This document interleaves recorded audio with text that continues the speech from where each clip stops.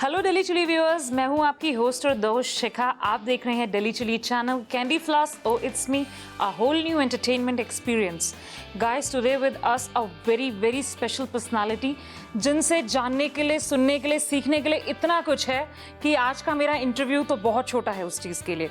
तो फ्रेंड्स, चलो हम वेलकम करते हैं अपने शो पे संदीप मारवा जी का। He is a man, is social worker, philanthropist, film maker, और न जाने मेरे तो वर्ड्स छोटे पड़ जाते हैं। मारवा जी, बीइंग संदीप मारवा, आप क्या बताना चाहेंगे हमारे डेली चुली व्यूअर्स को? नहीं तो मैं तो इतना ही जानता हूँ कि सभी दिशाओं से शुभ सुंदर, भाव विचार भरे नित अंतर, पुण्य धरा बन जाए स्वर्ग ये, मेरे यत्नों से करुणा कर। हकीकत तो ये है कि दुनिया में बहुत सारी चीज़ें खूबसूरत हैं, लेकिन सबसे ज़्यादा अगर कोई चीज़ खूबसूरत है तो वो है आपकी सोच और आपकी विचारधारा, आपकी भावनाएं।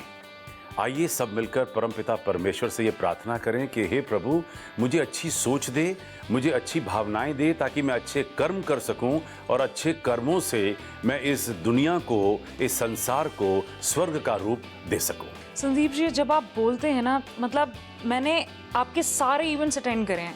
आप अगर 2 घंटे बोल रहे हैं तो भी पब्लिक बिल्कुल ऐसे है, आप अगर 4 घंटे बोल रहे हैं तो भी पब्लिक ऐसे है।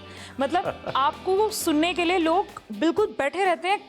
मैं मोमेंट नहीं देखती लोगों में। क्या आप मैजिक करते हैं? Thank you very much. देखिए क्या है कि ज्ञान जो है ना, ये सबसे बड़ी चीज़ होती है। और ज्ञान कब आता है? जब आप ज़्यादा पढ़े लिखे हों, समझदार हों, सुलझे हों, तजुर्बेकार हों और आपने उन सारी चीज़ों को अपनी ज़िंदगी में अपनाया हो, तो वो बातें जो हैं वो दिल से निकलती हैं। और जब दिल से निकलेंगी तो उसके अंदर स्पिरिचुअलिटी का जो है मिक्सचर आ जाता है। और प्रॉब्ली शायद यही कारण होता है कि लोग ये बातें सुनना चाहते हैं, समझना चाहते हैं और उनमें तैरना चाहते हैं। फ्रेंड्स, मैं आपको बताना चाहूँगी, संदीप जी तो फाउंडर हैं फिल्म सिटी नोएडा के, मारवा स्टूडियोज़ के डायरेक्टर हैं, प्रेसिडेंट हैं।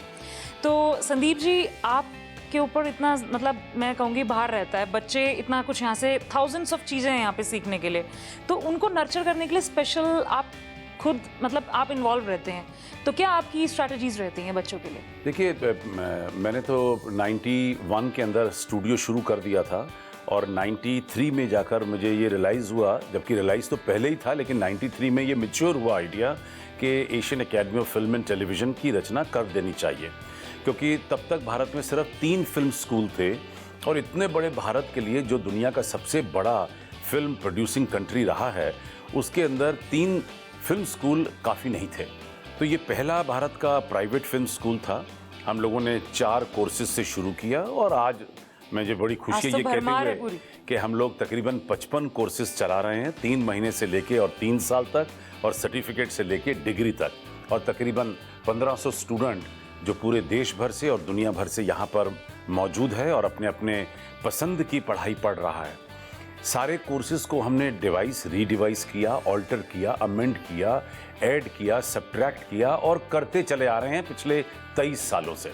ये मेरा 90वां बैच चल रहा है और इन 90वें बैच के साथ मैं तो इतना जानता हूं कि मुझे 90 साल का फिल्म, टेलीविजन और मीडिया का खुद को तजुर्बा होता चला जा रहा है। Hats off Sandeep ji. और हम लोगों ने 12,000 मीडिया प्रोफेशनल तैयार किए हैं, जो तकरीबन सभी 29 स्टेट्स और 7 यूनियन टेरिटरी और 120 मुल्कों से यहाँ पर पहुँचे हैं। हर बच्चे को सुनना, उसकी सोच को समझना, उसकी रिक्वायरमेंट को समझना और उसके हिसाब से अगर कोर्स प्लान करके दे दिया जाए तो बच्चे को संतुष्टि होती है। बिल्कुल सही। सिर्फ दिमागी संतुष्टि नहीं होती, उसे आत्म संतुष्टि होती है और यही हमारी इस इंस्टीट्यूशन की माहिरता है। बहुत बढ़िया। अच्छा संदीप जी, मैं देख रही हूँ यहाँ पे ना डिफरेंट कंट्रीज के फ्लैग्स रखे हैं। आप तो ग्लोबलाइजेशन में तो आप ही से शुरू हो रहा है और आप ही से खत्म हो रहा है, मुझे ऐसा लग रहा है। नहीं, हम लोगों ने क्या है कि जब एक दफ़ा इंस्टीट्यूशन को सेटल किया तो, और जब मेरे पास विदेशों से बच्चे आने शुरू हो गए और हम लोगों ने 100 से भी ज़्यादा मुल्कों को अब तक कवर जब कर लिया, तो हमें ये विचार आया कि हमें क्यों ना देश के लिए, दुनिया के लिए, मीडिया और एंटरटेनमेंट इंडस्ट्री के लिए कुछ ना कुछ ज़रूर करना चाहिए। जबकि पहले दिन से ही मेरी विचारधारा जो रही, क्योंकि मेरे इंस्टीट्यूशन का नाम ही मैंने Asian academy of film and television डाला था उस वक्त एशिया को कवर करना जो है वो भी अपने आप में एक बहुत बड़ा बड़ी बात। मकाम नज़र आ रहा था कि बहुत जैसे हिमालय की चोटी पे चढ़ना है। लेकिन आज इतनी खुशी हो रही है कि ग्लोबलाइजेशन की जब बात करते हैं तो पूरी दुनिया ही एक विलेज नज़र आ रही है और शायद ये दुनिया छोटी पड़ रही है। ऐसा लग रहा है कि ये पूरी दुनिया तक बात कहना कोई अब बड़ी मुश्किल बात नहीं है। चाहे वो कोई भी मीडियम हो, प्रिंट हो, रेडियो हो, टेलीविज़न हो, सिनेमा हो, न्यू मीडिया हो, और इंटरनेट ने तो कमाल ही कर दिया। तो हमारी सारी संस्थाएं जो पिछले 10 सालों में बनी वो अंतर्राष्ट्रीय इंटरनेशनल वर्ड से बनी।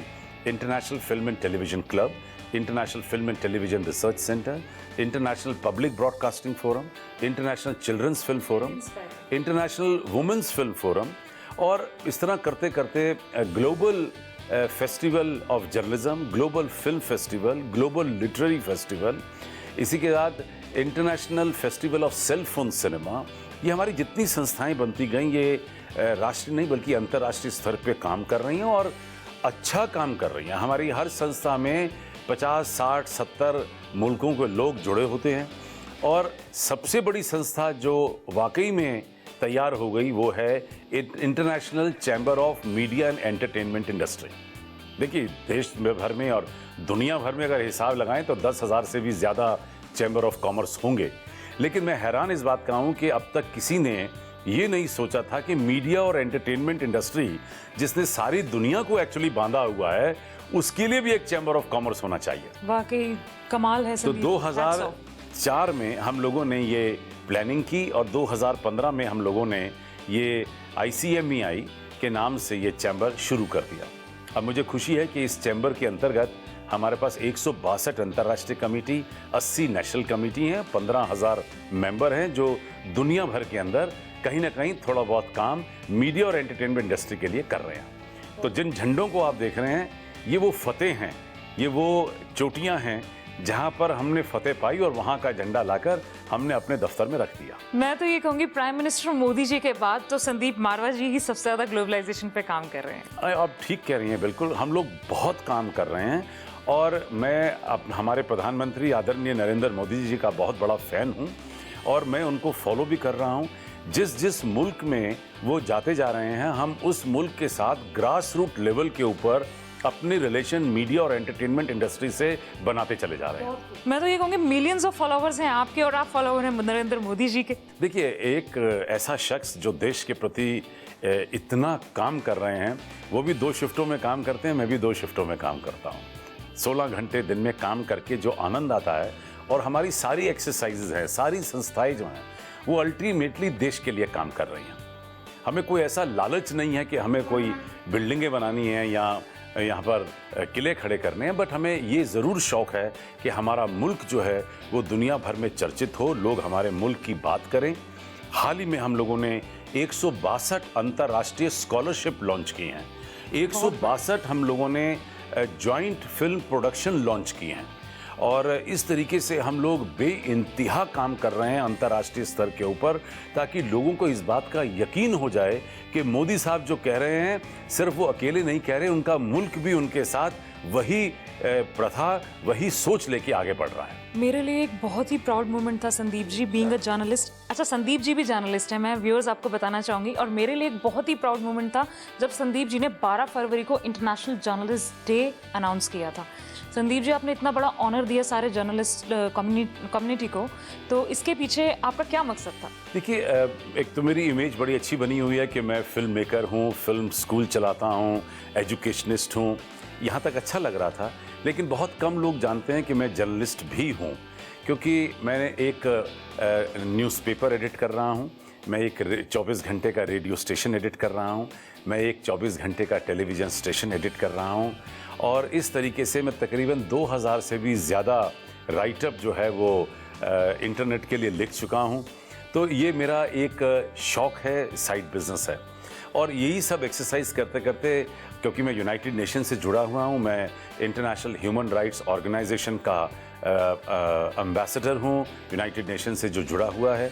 और जब मैं ये सारी तारीखों को देख रहा था तो मैं हैरान हुआ कि जो दुनिया का सबसे पुराना प्रोफेशन है जर्नलिज्म, उसके लिए कोई डेट ही मार्क नहीं था यूनाइटेड नेशन में। तो मुझे बड़ा अजीब सा तो लगा फिर मैंने बड़ा सोच विचार करके 12 फरवरी को हम लोगों ने international day of journalism declare किया। आज मुझे बड़ी खुशी है कि 4 साल हो चुके हैं। so proud of you. और इन 4 सालों के अंदर तकरीबन 15 से 20 हज़ार जर्नलिस्ट हमारे देश का और तकरीबन 1,97,000 जर्नलिस्ट पूरी दुनिया का मेरी इस प्रथा के साथ, इस सोच के साथ जुड़ चुका है। और धीरे धीरे करके सारी दुनिया में जिस तरह योगा फैली है, इसी तरीके से 12 फरवरी इंटरनेशनल डे ऑफ जर्नलिज्म जो है वो फैल रहा है। मुझे उम्मीद है कि आने वाले 2, 4, 5, 7 सालों में पूरे देश को और दुनिया को इस तारीख का पता चल जाएगा। और इतना ही नहीं, हम लोगों ने इस पूरी तारीख को एक सेह देने के लिए, एक महत्व देने के लिए पहली दफ़ा दुनिया के अंदर global festival of journalism launch किया। वैसे तो हज़ारों फिल्म फेस्टिवल होते हैं, लेकिन जर्नलिज्म फेस्टिवल दुनिया में आज तक नहीं था। तो ये हम लोग पिछले 4 साल से 12, 13, 14 3 तारीख को जोड़कर ग्लोबल फेस्टिवल ऑफ जर्नलिज्म मनाते हैं। और जिसमें पिछले ही फेस्टिवल में तकरीबन 29,000 फुटफॉल पड़ी हमारे 3 दिन में। और मुझे अच्छा लग रहा है कि ये तारीख जो है धीरे धीरे पॉपुलर होती चली जा रही है और बड़ी जल्दी दुनिया भर में इसका चर्चा होगा। फ्रेंड्स, मैं आपको एक बड़ी ही इंटरेस्टिंग बात बताना चाहूँगी संदीप जी के लिए, जो अभी तक उन्होंने खुद भी नहीं बताई है। संदीप जी हमारे देश के सबसे ज़्यादा रिकॉर्ड होल्डर पर्सनालिटी हैं।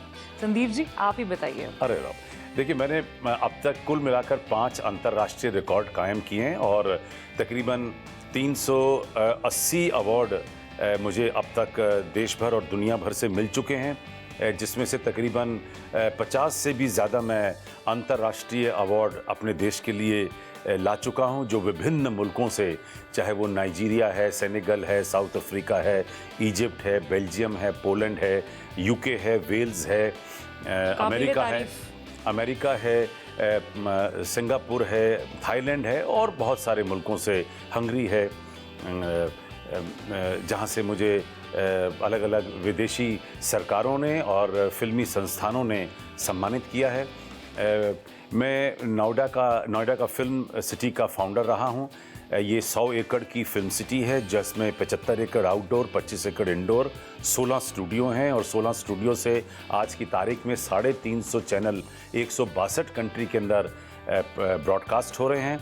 और इस फिल्म सिटी के अंदर तकरीबन 17,000 मीडिया कर्मियों को काम मिला है, जो 3 शिफ्ट में काम कर रहे हैं।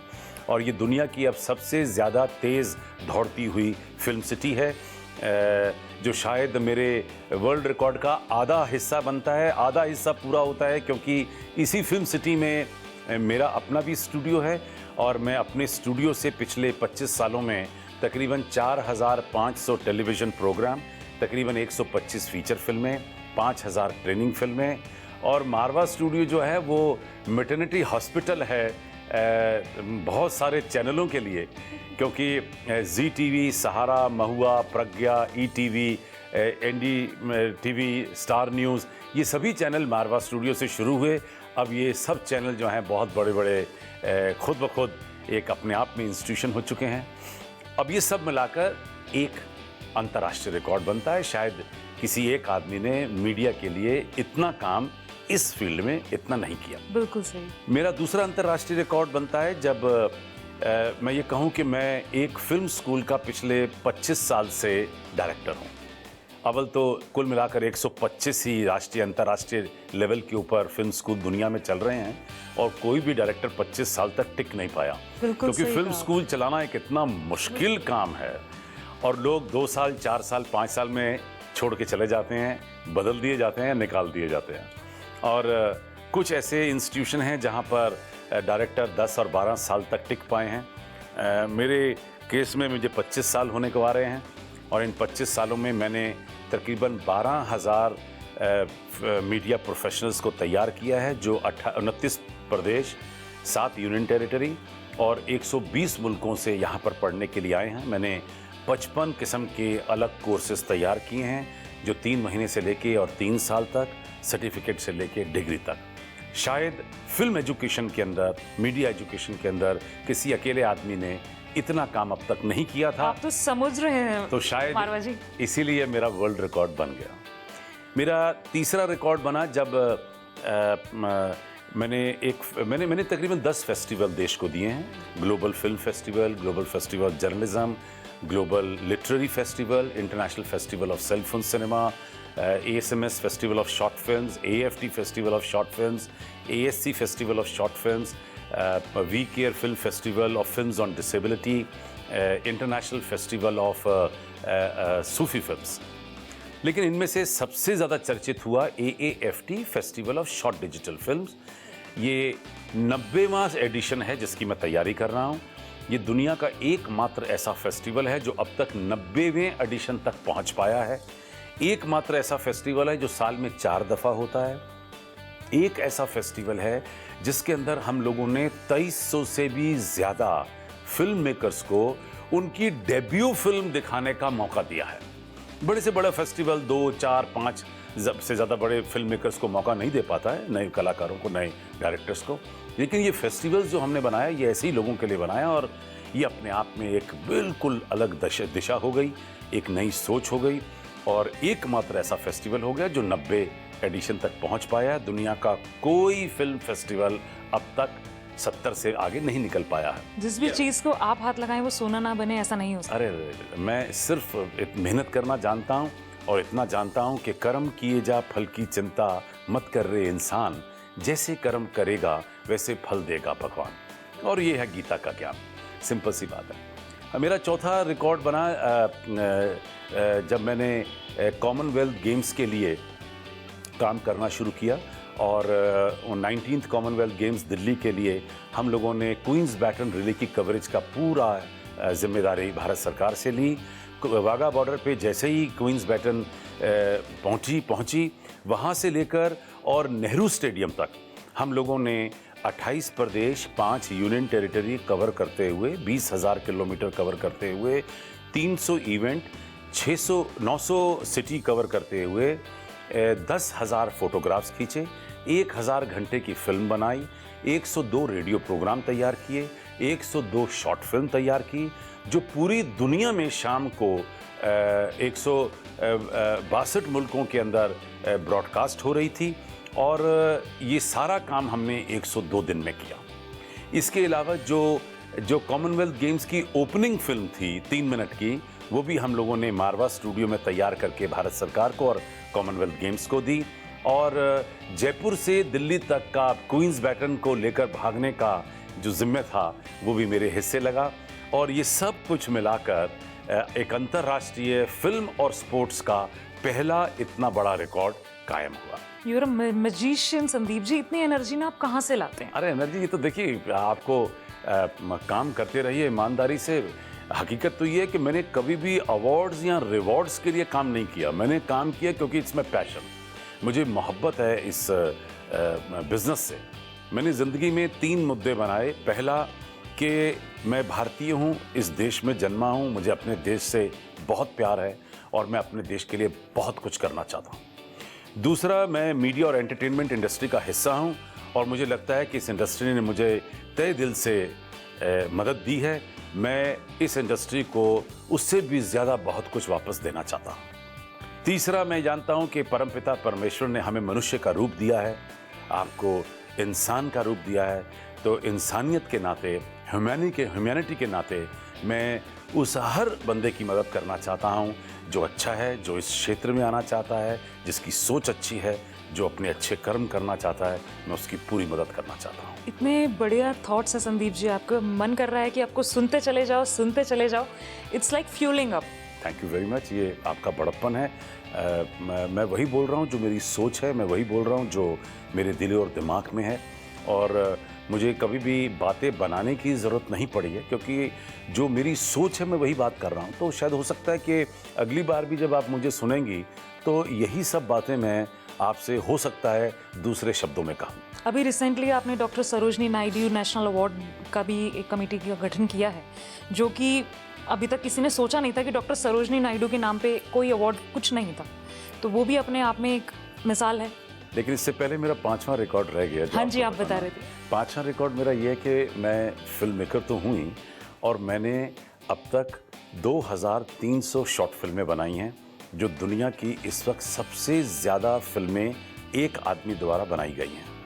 और इन 2300 फिल्मों के अंदर मैंने 2300 नए डायरेक्टरों को मौका दिया है फिल्म बनाने का, और तकरीबन 10,000 फिल्म मेकर्स को मौका दिया है जो 100 मुल्कों से भी ज़्यादा मेरे पास इन फिल्मों को बनाने के लिए पहुंचे हैं। बहुत खूब संदीप जी। शायद इतना काम किसी अकेले शख्स ने फिल्म प्रोडक्शन में नहीं किया है। बिल्कुल भी नहीं किया, मैंने तो आज तभी तक सुना ही नहीं है। हाँ, तभी ये एक अंतर्राष्ट्रीय रिकॉर्ड बन पाया है। जहाँ तक रही बात डॉक्टर सरोजनी नायडू अवार्ड की, मैं इतिहास का स्टूडेंट रहा हूँ, मैं पढ़ रहा था, और मेरा एक बहुत अच्छा मेरी संस्था है जिसका मैं पैट्रन हूँ, इंटरनेशनल वुमेंस फिल्म फोरम, जो मारवा स्टूडियो का ही हिस्सा है, और उसमें हम लोग बहुत कुछ महिलाओं के लिए करते आ रहे हैं। सिर्फ फिल्म से संबंधित ही नहीं कि फिल्म मेकर्स बनाने हैं या फिल्म डायरेक्टर्स बनाने हैं या लड़कियों को फिल्मों में आने के लिए मौका देना है, क्योंकि ये मैं नहीं चाहता कि लड़कियां पीछे रहें। मेरी सोच ये कहती है कि दुनिया की जो आधी पॉपुलेशन है वो स्त्रियां हैं, वो महिलाएं हैं, और अगर महिलाओं को हम पीछे छोड़ेंगे तो हमारा मुल्क पीछे रह जाएगा, दुनिया पीछे रह जाएगी, या कोई भी इंडस्ट्री पीछे रह जाएगी। तो क्यों ना महिलाओं को लेकर आगे बढ़ा जाए, उन्हें प्रोत्साहित किया जाए, उन्हें अच्छे काम करने के लिए इंकरेज किया जाए। और इसीलिए ये हमने इंटरनेशनल वुमेंस फिल्म फोरम तैयार किया था, और बड़ा अच्छा काम कर रहा है। जब इसके अंदर अगली सोच की बारी आई तो मुझे ऐसा लगा कि बहुत सारी महिलाओं ने इतना अच्छा काम किया है, मर्दों से भी ज़्यादा अच्छा काम किया है। और ये मत भूलिए कि हमारी देश की महिलाएं जो हैं वो राष्ट्रपति बनी, प्रधानमंत्री बनी, बड़े बड़े कमीशंस की चेयरपर्सन बनी, बोर्ड्स की चेयरपर्सन बनी, और स्पोर्ट्स में, और उन्होंने हर फील्ड के अंदर, मतलब उन्होंने चांद को छुआ, तो उन्हें हम पीछे कैसे छोड़ सकते हैं। और जब ऐसा लगा कि हमारी संस्था को महिलाओं को अवार्ड करना चाहिए, उन्हें सम्मानित करना चाहिए, तो अवार्ड तय हुआ। और जब अवार्ड क्या देना चाहिए, तो ऐसा लगा कि जब इतिहास के पन्ने मैंने पलटे हुए थे, देखे हुए थे, पढ़े हुए थे, और एशियन यूनिटी से मैं बहुत अच्छी तरह जुड़ा हुआ हूँ, मैंने पढ़ा कि पहली महिला थी जिसने अपने वक्त में एशियन यूनिटी की बात की थी। हमारे प्रधानमंत्री से पहले, इंदिरा गांधी से पहले, और इंडिपेंडेंस से पहले अगर एशियन यूनिटी की तो बात थी। और एशियन यूनिटी से मैं पिछले 23 साल से जुड़ा हुआ हूँ। तो वहाँ से मेरा एक विचार बना डॉक्टर सरोजनी नायडू का, फिर फ्रीडम फाइटर रही, फिर सबसे बड़ी बात है कि हम लोग क्योंकि खुद कला की दुनिया से सब जुड़े हुए हैं, और एक कवित्री, एक पोइटस जिसके दिमाग में इतना कुछ आ सकता है, तो वो पोइटस थी बहुत भारी। आप भी तो बहुत बड़े फिलैंथ्रोपिस्ट हैं। जी, तो मुझे ऐसा लगा कि जो ऐसा मिक्सचर रहा है, अगर उसके नाम से अवार्ड दिया जाए तो अवार्ड की कीमत बहुत अच्छी होगी। ये मेरा सौभाग्य रहा, जैसे बहुत सारी चीज़ें मैंने देश में पहली दफ़ा की, कि पहला भारतीय जिसने पहली प्राइवेट फिल्म सिटी बनाई, पहला भारतीय जिसने पहला फिल्म स्कूल खोला, पहला भारतीय जिसने उत्तर भारत में पहला प्रोफेशनल फिल्म स्टूडियो खोला। इसी तरीके से बहुत सारी पहली चीज़ें गलती से मेरे साथ जुड़ती चली। नहीं, गलती से नहीं, आपका डेडिकेशन है संदीप। इसलिए शायद पहला ये हो गया, पहला सरोजनी नायडू अवार्ड बना। इतने बड़े मुल्क में पता नहीं क्यों नहीं लोगों ने सोचा कि डॉक्टर सरोजनी नायडू के नाम से भी अवार्ड होना चाहिए। मुझे बड़ी खुशी है कि पिछले हफ्ते हमारे यहाँ पे एक बड़ा भारी संगठन हुआ, और 100 से भी ज़्यादा महिलाएं पूरे देश भर से यहाँ आईं, जिनकी सहमति से doctor Sarojini Naidu award for women जो है वो निखर कर फूल की तरह अब ऊपर उभर के आया है। आने वाले 2 और 3 महीने के अंदर हम लोग विज्ञान भवन के अंदर एक बहुत महोत्सव की तरह इस अवार्ड को सेलिब्रेट करेंगे, और जिन महिलाओं ने ज़रूरत से ज़्यादा अच्छा काम किया है उन्हें वहाँ पर हम लोग सम्मानित करेंगे। फ्रेंड्स, संदीप जी के बारे में बताने के लिए इतना कुछ है कि मैंने पहले ही बताया था कि मेरा इंटरव्यू इसके लिए शॉर्ट है। मैं आपको बताना चाहूँगी, संदीप जी ने एशियन प्रीमियर लीग की भी फाउंडेशन की है। संदीप जी, इसके बारे में आप क्या कहना चाहते हैं? अरे वाह, लगता है आपने मेरे बारे में काफ़ी पढ़ लिया। I am your fan. नहीं, so nice of you. Actually क्या कि स्पोर्ट्स में मेरा काफ़ी इंटरेस्ट रहा है। शायद इसी वजह से मैं स्पोर्ट्स में और मीडिया को जोड़कर एक अंतर्राष्ट्रीय रिकॉर्ड कायम भी कर पाया हूँ। स्कूल से और कॉलेज से तो मैं स्पोर्ट्स में इंटरेस्ट लेता ही था, लेकिन जब प्रोफेशनल फील्ड में आया तो मुझे लगा कि स्पोर्ट्स के लिए भी बहुत कुछ होना चाहिए। मैंने स्कूलों में, कॉलेजों में जहाँ मैं जाता हूँ, कभी चीफ गेस्ट बनकर वहाँ देखता हूँ कि सब कुछ फैसिलिटी है, लेकिन स्पोर्ट्स पे बहुत ज़्यादा तवज्जो नहीं दे पा रहे हैं। तो शायद यही वजह थी कि सबसे पहले मैंने अपने यहाँ पर एक स्पोर्ट्स डिपार्टमेंट खोला, फिर उसके बाद मैंने एक संस्था है Indian sports and culture society, उसका मैं पैटर्न बना और इस स्पोर्ट्स सोसाइटी के अंदर मैंने स्पोर्ट्स से रिलेटेड जितनी भी इवेंट्स हो सकते उसको उजागर करने की कोशिश की। ये तकरीबन 19 साल पुरानी सोसाइटी है, कमज़ोर सी थी, इसमें उद्यम कम था, जोश कम था, जोश भरा, और बहुत सारे मैंने इसके अंदर इवेंट्स कराने शुरू कर दिए। फिर हमारा बिज़नेस स्कूल है, वहाँ से मैंने एक स्टेट लेवल का स्पोर्ट्स इवेंट ईयरली बेसिस के ऊपर शुरू किया और मुझे बड़ी खुशी है कि वो इवेंट एक बहुत बड़ा इवेंट बन गया है अब। और हम लोग जसोला के स्पोर्ट्स कॉम्प्लेक्स 25 एकड़ के अंदर हर साल एक बहुत बड़ा आयोजन करते हैं, जिसके अंदर करीब 100 से भी ज़्यादा दिल्ली और आसपास के कॉलेजेस पार्टिसिपेट करते हैं। 9-10 अलग अलग गेम्स को लेकर, कुछ इंडोर और कुछ आउटडोर गेम्स को लेकर एक बड़ा ज़बरदस्त उसके अंदर कंपटीशन कराते हैं और ये भी बहुत चर्चित हो गया। इसके बाद हम लोगों ने एक MCC बनाया, मारवा क्रिकेट क्लब, और इसके अंदर हम लोगों ने इंटर कॉलेज स्पोर्ट्स कराने शुरू करी। मतलब स्पोर्ट्स में एक ही स्पोर्ट्स था, इसके अंदर तो क्रिकेट था। हमारे यहाँ नोएडा में बड़ा ज़बरदस्त स्टेडियम है, वो हम लोगों ने हायर किया और उसके अंदर हमने इंटर कॉलेज ये कंपटीशन कराने शुरू किए। तो जहाँ, क्योंकि क्रिकेट एक बहुत बड़ा क्रेज़ रहा है इंडिया के अंदर, तो उसके लिए एक MCC क्लब बना दिया। और फिर हाल ही के अंदर अभी मैं इंडियन बास्केटबॉल प्लेयर एसोसिएशन, अरे वाह, जो हमारे भारत की बास्केटबॉल की सबसे बड़ी संस्था है, उसका मैं पैटर्न नियुक्त हुआ, जिसके अंदर तकरीबन 8 और 9 तो अर्जुन अवार्डीज़ हैं जो हमने बोर्ड में लिए। क्योंकि बास्केटबॉल भी जो है इसे डाइंग गेम, अनफॉर्चुनेटली लोगों का इंटरेस्ट कम होना शुरू हो गया है, जबकि ये बहुत खूबसूरत और बड़ी ज़बरदस्त और बड़ी हेल्दी गेम है। मैं खुद बास्केटबॉल स्कूल कॉलेज में खेलता रहा हूँ। तो ये इंडियन बास्केटबॉल प्लेयर एसोसिएशन का पैटर्न बनते ही मैंने इस पूरी संस्था को गर्म किया है और इसको एक नेशनल मूवमेंट फिर से दिया है। 29 प्रदेशों में 29 ऑफिसेस खोलने की एक मांग की है, जिसके अंदर बहुत सारे लोग जुड़ गए हैं और अब ये संस्था आगे बढ़ती चली जा रही है। जब इतना कुछ मैं सब स्पोर्ट्स में कर चुका था और मुझे लगा कि मैंने अपने हिस्से का काम कर लिया है, तब एशियन प्रीमियर लीग की हम लोगों ने रचना रची। इस संस्था के अंदर हम लोग कुछ लिमिटेड गेम्स लेके आ रहे हैं और कुछ इंडोर होंगी, कुछ आउटडोर होंगी, और एक अंतर्राष्ट्रीय स्तर के ऊपर, यानी कि कम से कम एशियन लेवल के ऊपर हम लोग स्पोर्ट्स का आयोजन करने जा रहे हैं। जो यंगस्टर्स हैं, मैंने देखा है कि इनको बड़ा कम मौका मिलता है अंतर्राष्ट्रीय लेवल के ऊपर खेलने का, बहुत कम मौका। फिर जब तक कि आप फेडरेशन के मेंबर नहीं हैं तब तक आप अंतर्राष्ट्रीय स्तर के ऊपर खेल नहीं सकते। ये हमारी सरकारी और स्पोर्ट्स की एक कंडीशन भी है। तो हम लोगों ने कई ऐसे स्पोर्ट्स, मैं स्पोर्ट्स मंत्रालय में बैठा हुआ था हमारे स्पोर्ट्स मिनिस्टर के साथ, और अचानक मैंने देखा कि 2 लड़के आए और वो इस बात को लेके रो रहे थे कि हमारे पास फेडरेशन की फ़ीस देने के लिए पैसे नहीं हैं। जब हम वो पैसे नहीं दे सकते तो हम अंतर्राष्ट्रीय स्तर के ऊपर क्या खेलने बाहर जाएंगे।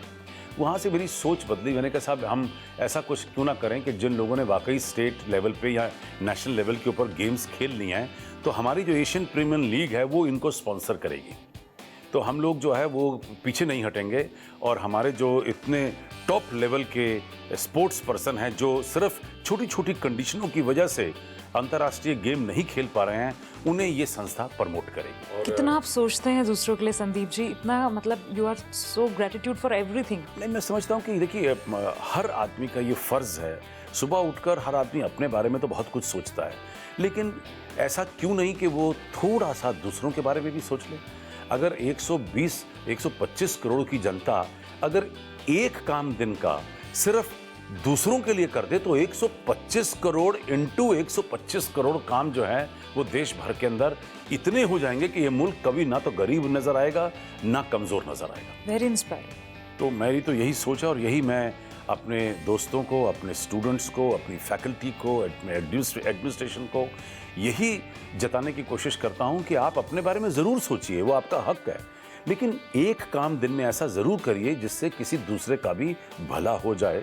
तो आप देखिए कि उसका जो आनंद है वो अपने 10 काम करने से भी ज़्यादा अच्छा होगा। अच्छा संदीप जी, लाइक अभी तक मैंने ये भी नहीं सुना था कि कोई रिसर्च सेंटर हो फिल्म्स एंड मीडिया की, उसका भी आपने गठन कर दिया है। जी, ये तो सब देखिए पुरानी बातें हैं। मैं 23 साल पहले हम लोगों ने international film and television club की रचना की, जिसके अंतर्गत हम लोगों ने फिल्म्स को प्रमोट करने के लिए film festival, film screening, film shows, film competitions ये शुरू किया था। साइमल्टेनियसली मुझे ये लगा कि इससे भी ज़्यादा काम की ज़रूरत है और देश का पहला फिल्म व टेलीविज़न रिसर्च सेंटर, और वो भी निजी क्षेत्र में हम लोगों ने शुरू किया। इसका नाम है international film and television research centre. और इस रिसर्च सेंटर के अंदर हम लोगों ने ये तय किया कि क्या अच्छा टेलीविज़न प्रोग्राम बनना चाहिए और क्या एक अच्छी फीचर फिल्म होनी चाहिए। इसके ऊपर हमारी कई रिसर्च बनी, क्या अच्छी एड फिल्म होनी चाहिए, और बहुत सारी रिसर्चेस के ऊपर 15-16 रिसर्च के ऊपर काम हुआ। इसके रिजल्ट्स हम लोगों ने इंडस्ट्रीज़ को दिए। हमारी जो चाहे वो प्रिंट की हो, रेडियो की हो, टेलीविज़न की हो, सिनेमा की हो, एड हो, कॉरपोरेट फिल्म हो, कैसे एक अच्छी फिल्म बनाई जा सकती है। इसके अंतर्गत मैंने तकरीबन 2000 से भी ज़्यादा फिल्मों का निर्माण किया और ये भी सीखा कि how to have the best film and television training, कि एक अच्छी फिल्म और टेलीविज़न ट्रेनिंग दुनिया में कैसी होनी चाहिए। और शायद यही वजह है कि आज मैं दावे से कह सकता हूं कि Asian academy of film and television दुनिया के 10 बड़े फिल्म स्कूलों में इसका नाम आता है। तीसरा सबसे बड़ा फिल्म स्कूल ये कहलाता है। और वैल्यू एडिशन की जब आप बात करते हैं तो दुनिया के 125 फिल्म स्कूलों में AAFT का नंबर 1 नाम आता है कि जो वैल्यू एडिशन मैं अपने स्टूडेंट को यहाँ दे रहा हूँ वो दुनिया का कोई भी फिल्म स्कूल शायद सोच भी नहीं पाएगा। क्योंकि हमारे बच्चों को workshop, seminar, symposium, interaction programs, talks, foreign faculty, guest faculty, star faculty, press conferences, क्या कुछ नहीं दे रहे हैं? हाँ, press conferences, film festivals, new releases, screening of unreleased films, आप जो कुछ सोच सकती हैं, म्यूजिक रिसाइटल, इसी के साथ साथ dance recital, art exhibition, sculpture exhibition. ये जो वैल्यू एडिशन एक फिल्म स्कूल के अंदर बच्चों को दिया जा रहा है, तो हमारा जो स्टूडेंट है वो गुलाब नहीं बल्कि कमल के फूल की तरह खिलता है। और शायद यही वजह है कि यहाँ से निकलने के बाद 12,000 स्टूडेंट, उन्हें कभी भी काम की कमी नहीं रही है। 100% प्लेसमेंट्स। 100% प्लेसमेंट। अच्छा संदीप जी, लाइक आजकल के यूथ्स, आई एग्री कि पैशनेट भी हैं, डेडिकेटेड भी हैं, लेकिन समटाइम्स दे आर एमलेस। उनके लिए आप क्या मैसेज देना चाहेंगे हमारे थ्रू? हकीकत ये है कि पहले मीडिया का भी एक बहुत बड़ा हाथ है। पहले टेलीविज़न चैनल नहीं थे, रेडियो इतने ज़्यादा नहीं थे, प्रिंट इतने ज़्यादा नहीं थे और इंटरनेट तो था ही नहीं। और जो सोच है वो बड़ी लिमिटेड होती थी। पेरेंट्स, जब बच्चा बड़ा होता था, 12वीं के पास निकलने की कोशिश कर रहा है, तो बड़ी एक लिमिटेड चॉइस होती थी बच्चों के पास। लॉयर बन जाएं, लॉ कर लें, हम डॉक्टर बन जाएं, मेडिकल कर लें, हम लोग बीकॉम ऑनर्स बीकॉम पास कर लें तो बिजनेसमैन बन जाएं, अकाउंटेंट बन जाएं, हम लोग इसी तरीके से इंजीनियरिंग कर लें तो इंजीनियर बन जाएं। एक बड़ी लिमिटेड चॉइस थी। हम लोगों ने 23 साल पहले आके एक नई प्रथा शुरू की। जब तक हमारे प्रीमियर फिल्म स्कूल थे तब भी फिल्म और टेलीविज़न बिजनेस को बहुत ज़्यादा महत्व नहीं दिया जाता था, बल्कि लोगों को डर लगता था कि अपने बच्चों को इस लाइन में, उनको लगता था बच्चा बिगड़ जाएगा। अनफॉर्चुनेटली ये मिथ जो था ये मैंने क्लियर किया, देश में एक नया इंकलाब पैदा किया और लोगों की सोच बदलने में हमारा बहुत बड़ा योगदान रहा कि फिल्म, टेलीविज़न और मीडिया एक बहुत ही लुक्रेटिव बिजनेस है। और आज ये मत भूलिए कि मीडिया और एंटरटेनमेंट इंडस्ट्री जो है वो देश की 6वीं सबसे बड़ी इंडस्ट्री है। 2017 के क्लोजिंग तक हम लोग 1,80,000 करोड़ रुपए की टर्नओवर कर जाएंगे और सिर्फ सिनेमा जो है वो तकरीबन 10,000 करोड़ रुपए की टर्नओवर कर जाएगा। ये मत भूलिए कि आज 100 करोड़ मोबाइल हो चुका है हमारे देश में। दुनिया का सेकंड सबसे बड़ा मुल्क बन चुका है चाइना के बाद, जहां हमारे पास मोबाइल है। 22 करोड़ से भी ज़्यादा लोगों के पास इंटरनेट कनेक्शन हो चुका है। तो सोच क्यों नहीं बदलेगी? और जब इतना कुछ आपकी आंखों के सामने आएगा तो 1 मिनट के लिए मैं ये मानने के लिए आपकी बात को तैयार हूँ कि स्टूडेंट जो है वो कंफ्यूज हो जाता है कि मैं इधर जाऊँ या मैं उधर जाऊँ। तो उसे अब पॉइंट ये आता है कि ये पेरेंट्स का एक बहुत बड़ा यहाँ पे रोल है कि बच्चे को स्टडी करें कि उसकी इंक्लिनेशन किस तरफ है। बिल्कुल सही कहा। जिद ना करें कि मैं क्या चाहता हूँ, ये देखें कि स्टूडेंट क्या चाहता है। मैं कहता हूँ 3 इडियट एक फिल्म बनी जिसने बहुत सारे पेरेंट्स का दिमाग जो है वो सीधा कर दिया। उन्हें अकल आई कि हमारा बच्चा अगर जिद कर रहा है किसी नए फील्ड में जाने के लिए तो उसे वहाँ ट्राई कर देने के लिए मौका देना चाहिए। और शायद इसीलिए बच्चा जो कंफ्यूज होता है इसलिए होता है कि उसके ऊपर एक प्रेशर रखा जाता है कि यही 5 लाइनें हैं जिन्हें करनी है, लेकिन वो एक 6वीं लाइन ढूंढना चाहता है, वो अपने आप को एक्सप्लोर करना चाहता है कि मैं एक नई लाइन में आना चाहता हूँ, मुझे मौका दिया जाए, क्यों ना दिया जाए। तो मेरी गुजारिश है पेरेंट्स से पहले फिर बच्चों से कि अगर आपको किसी भी लाइन में जाने का मौका मिलता है, आप किसी भी क्षेत्र में आना चाहते हैं, उसकी सलाह करिए, स्टडी करिए, इंटरनेट पे बैठिए, उसके प्रॉस एंड कॉन पढ़िए, उसके बारे में पढ़िए, उसके स्कोप पढ़िए कि what is the scope of that industry, और फिर किसी चैम्बर ऑफ कॉमर्स में जाइए, किसी लाइब्रेरी में जाइए, किसी उस पुराने चलते हुए संस्थान में जाइए, उसे स्टडी करिए और तब अपना माइंड मेकअप करिए कि यस, ये प्रथा, ये लाइन, ये बिजनेस मेरे लिए ठीक है और मैं इसमें रम सकता हूँ, जम सकता हूँ और कामयाब हो सकता हूँ। और जब आपने एक दफ़ा ये सोच लिया फिर उसके बाद छलांग लगा दीजिए और दिल खोल के उस पर मेहनत करिए। मैं इतना जानता हूँ कि कभी भी ज़िंदगी में कोई भी मेहनत जो है वो व्यर्थ नहीं जाती है। फ्रेंड्स, इतना मतलब संदीप जी ने आप सबको इंस्पायर किया होगा, आई होप। तो संदीप जी, मैं ये चाहूँगी कि आप हमारे माध्यम से डेली चुली व्यूअर्स को, नेशन एंड वर्ल्ड को क्या मैसेज देना चाहेंगे? आपका message to the nation and world. देखिए, हकीकत तो यह है कि ज़िंदगी के अंदर कोई भी चीज़ आसान नहीं है। किसी भी मकाम पर पहुंचना आसान नहीं होता, मुश्किलातें आती हैं, बहुत सारी मुसीबतों का सामना करना पड़ता है। मुझे 2 लाइनें याद आ गई कि विभासित कर गगन भूतल, तिमिर को ज्योति देता चल, निराशा के अंधेरे को मिटा दे ले प्रभंजन बल। कहीं पूनम अमावस्या, कहीं उलझन, कहीं फिसलन, कहीं कांटे, कहीं पहरा कटिल बंधन। यहाँ प्रतिकूल है सब कुछ, कहीं मरुस्थल, कहीं बादल, मगर तू मुस्कुराता चल, दिशाएं हो उठे उज्जवल। मगर तू मुस्कुराता चल, दिशाएं हो उठे उज्जवल। वाह वाह वाह, कमाल कर दिया Sandeep ji. I am so much fuelled up today, feeling very proud कि मेरे को आपका इंटरव्यू करने का मौका मिला। And thank you so much for coming to my show. Thank you. Pleasure, thank you very much. तो फ्रेंड्स, आप देख रहे थे डेली चुली channel, candy floss, oh it's me, a whole new entertainment experience. Thank you.